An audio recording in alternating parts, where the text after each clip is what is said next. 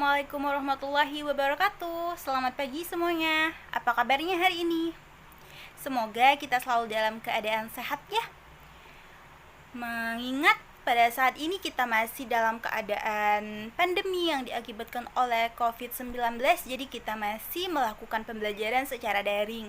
Tapi jangan menjadikan pandemi ini jadi suatu hal untuk kalian bermalas-malasan dalam belajar. Tetap semangat terus ya dalam belajarnya. Nah, dari pembelajaran sebelumnya kita sudah belajar tentang cerita rakyat. Jadi cerita rakyat itu merupakan suatu cerita yang berasal dari masyarakat Indonesia yang terus berlanjut melalui tradisi tutur. Maksudnya cerita rakyat itu berkembang secara turun-temurun yang dikenal sampai sekarang. Oke? Jadi untuk pembelajaran kita hari ini kita masuk dalam materi yang baru, yaitu tentang cerita pendek. Apa sih cerita pendek itu? Dan bagaimana sih cerita pendek itu? Jadi kita akan belajar tentang cerita pendek ya. Tujuan pembelajarannya melalui kegiatan pembelajaran dengan pendekatan saintifik dan model problem-based learning, peserta didik mampu mengidentifikasi cerita pendek, menyusun unsur dan struktur dari cerita pendek, menulis serta membacakan hasil tulisan cerita pendek melalui tayangan PowerPoint dan video pembelajaran dengan teliti dan tepat. Nah, cerita pendek itu sendiri merupakan karya fiksi berupa prosa yang mengungkapkan suatu permasalahan secara singkat dan jelas, yang dibentuk oleh beberapa komponen, yakni ada tema, alur, latar, penokohan, sudut pandang, amanat, serta gaya bahasanya. Nah, dari penjelasan cerita pendek tadi dapat disimpulkan bahwa cerita pendek itu merupakan cerita yang singkat yang bisa diselesaikan sekali duduk saja. Maksudnya bisa diselesaikan pada saat itu juga dan tidak memakan waktu yang cukup banyak ya. Dia juga cerita pendek juga berbeda dengan novel. Perbedaannya terletak pada jumlah katanya. Jika untuk cerita pendek itu maksimal katanya hanya 10.000 kata saja, sedangkan novel bisa 35.000 ke atas. Dan novel juga ceritanya lebih panjang.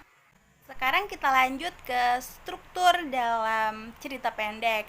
Sudah pasti cerita pendek memiliki struktur untuk penyusun rangkaian cerita pendek tersebut. Yang pertama, strukturnya itu ada abstrak, ada orientasi, ada komplikasi, ada evaluasi, resolusi. Apa sih abstrak itu?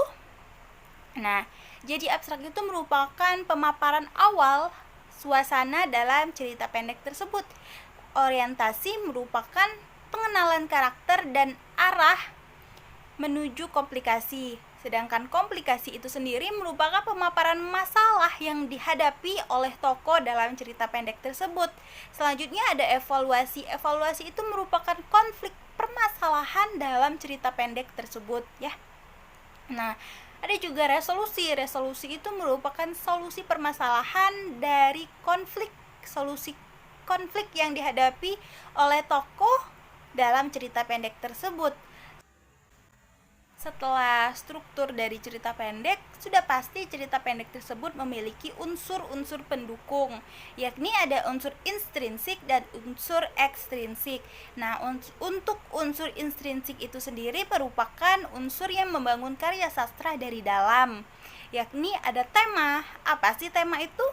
Ya, tema itu merupakan gagasan pokok yang menjadi dasar suatu cerita. Selanjutnya ada alur. Alur itu merupakan jalan cerita.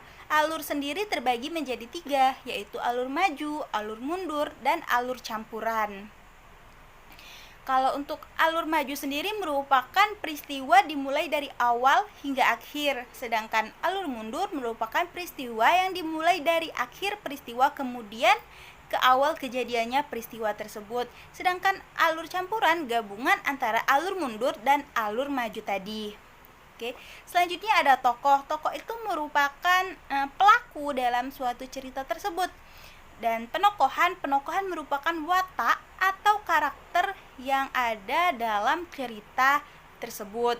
Penokohan juga terbagi menjadi 3, yaitu ada antagonis, tritagonis, dan protagonis. Nah, untuk protagonis itu sendiri merupakan tokoh utama yang baik dalam cerita tersebut, sedangkan antagonis itu adalah tokoh yang jahat, dan tritagonis merupakan menengah. Karakteristiknya menengah, antara baik dan jahat dia seimbang. Selanjutnya ada latar. Latar juga terbagi menjadi 3, ada latar tempat, suasana, dan waktu. Bagaimana sih latar tempat itu? Latar tempat itu contohnya bisa di negara, kota, atau di rumah, di sekolah, di mana saja yang mengandung itu unsur tempat.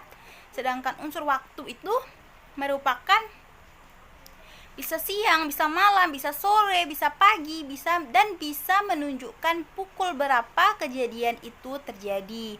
Selanjutnya adalah latar suasana. Latar suasana itu sendiri merupakan pemaparan suasana yang terjadi dalam cerita tersebut.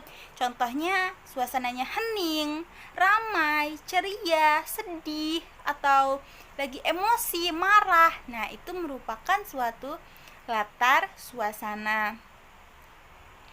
Juga sudut pandang, dan sudut pandang ini terbagi menjadi 2, ada sudut pandang orang pertama dan sudut pandang orang ketiga.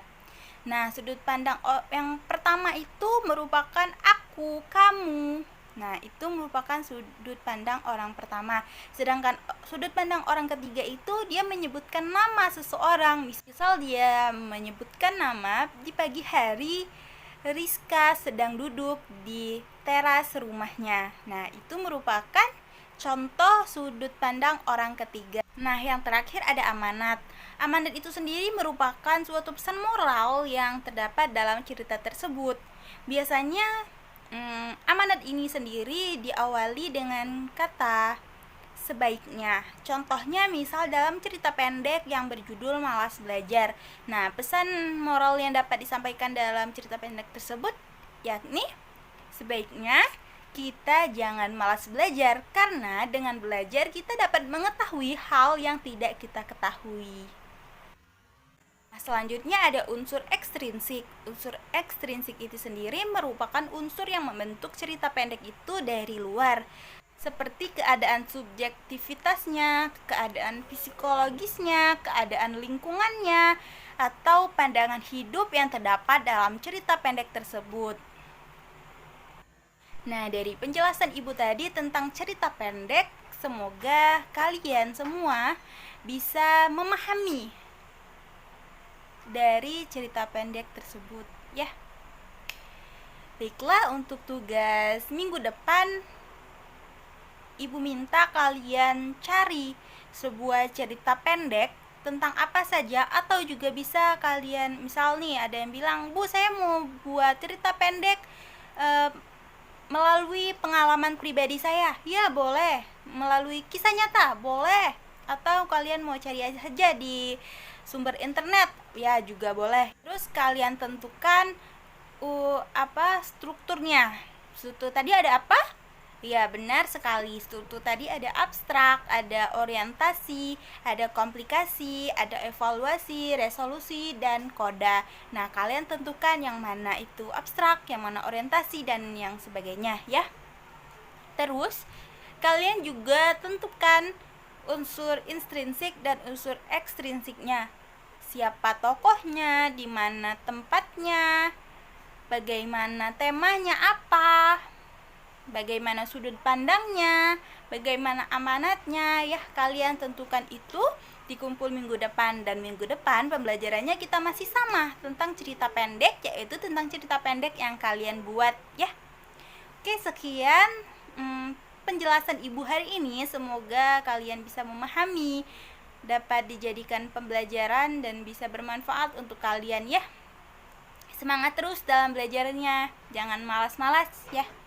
Oke, akhiri wabillahi taufiq wal hidayah. Wassalamualaikum warahmatullahi wabarakatuh.